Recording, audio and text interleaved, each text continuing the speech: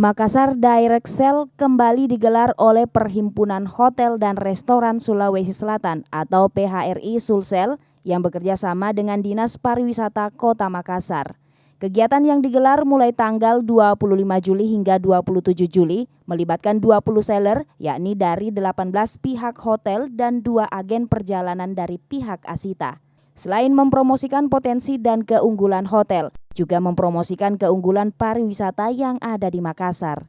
Ketua Perhimpunan Hotel dan Restoran PHRI Sulawesi Selatan Anggiat Sinaga mengatakan, ini merupakan ruang bagi pelaku industri perhotelan untuk melakukan selling di luar Makassar terkait unggulan yang dimiliki dan membuktikan bahwa Makassar siap menjadi penyelenggara event-event bertaraf internasional dengan infrastruktur dan fasilitas ribuan kamar hotel yang tersedia.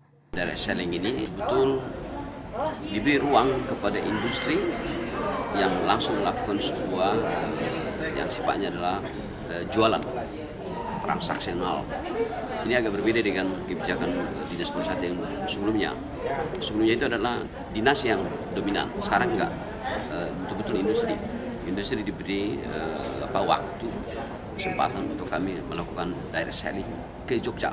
Dan kita juga undang selain para travel agent, kita undang juga PCO yang besar dan juga event organizer yang besar, meminta mereka, ayo dong buat di Makassar saja, jangan ke daerah lain gitu.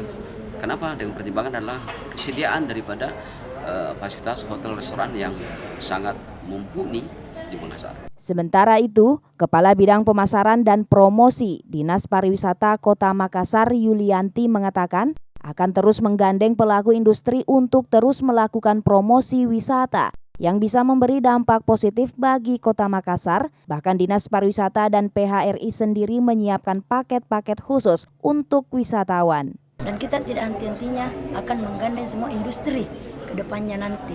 Mudah-mudahan kita lihat dengan antusiasnya Pak Anggiat ini bahwa akan banyak datang pengunjung ke Makassar dengan kita melakukan promosi.